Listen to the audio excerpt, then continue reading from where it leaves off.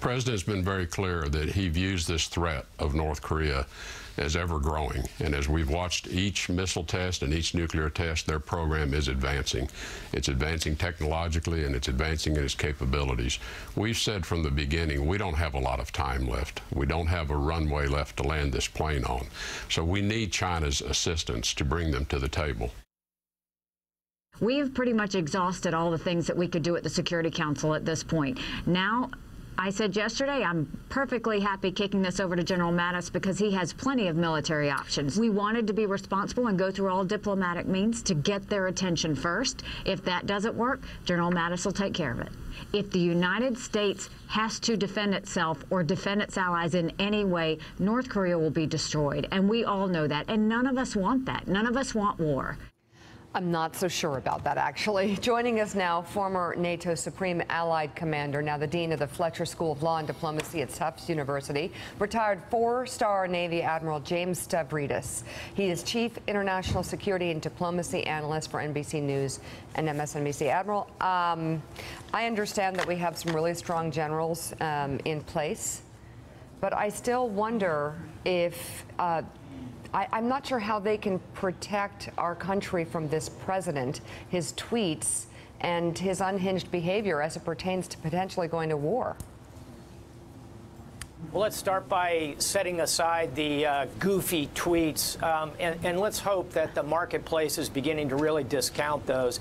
And I find as I travel internationally, more and more people are adopting the position of, hey, let's watch what the administration does, not what the president tweets.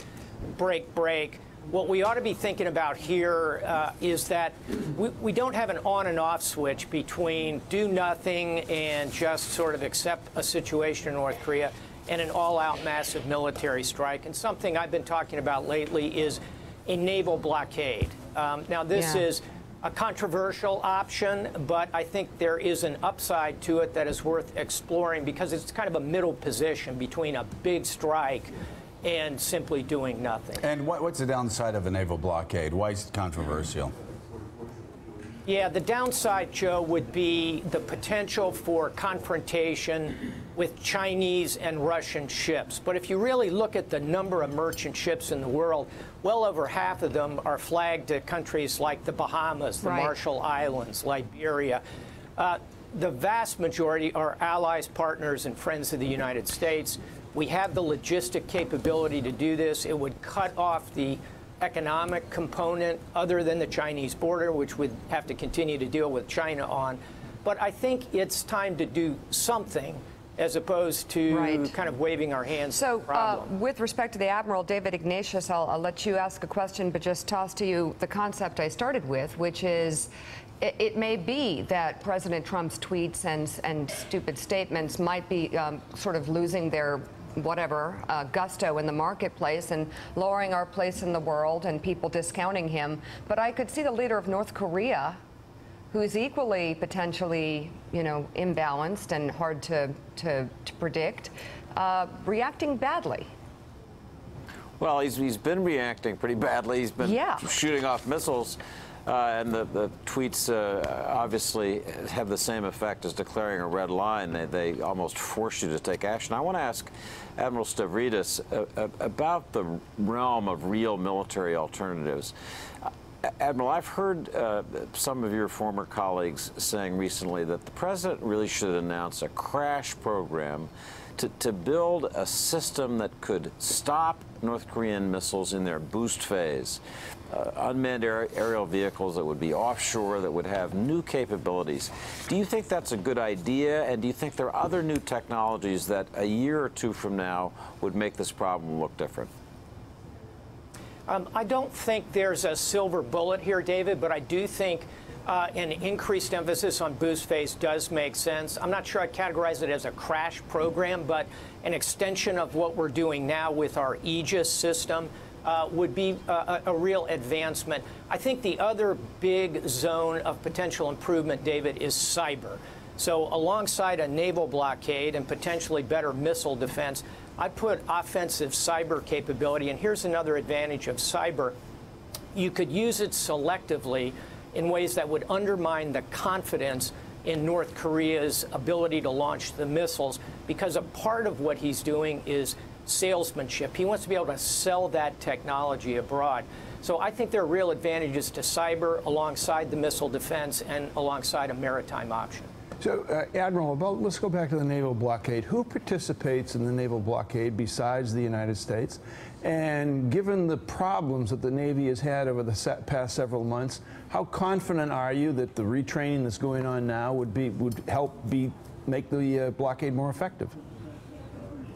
Both great questions. I would say, Mike, the first one is this is a big advantage of a blockade is we could bring in Japan, South Korea, Australia, New Zealand, Singapore from Asia, and I am quite confident NATO members would come and participate in this. We need to get this conversation off of the U.S. versus North Korea and make it the world versus North Korea. A maritime interdiction operation would be a way to do that. As to the second point, I'm quite confident the Navy will get to the bottom of these two terrible collisions we've had and emerge stronger on the other side. And a good thing about ships, and Mike, you know this as a former Marine yourself, is that you can flow them. So we can replace the ships we've lost in the Pacific with other Aegis destroyers coming even from the Atlantic Fleet.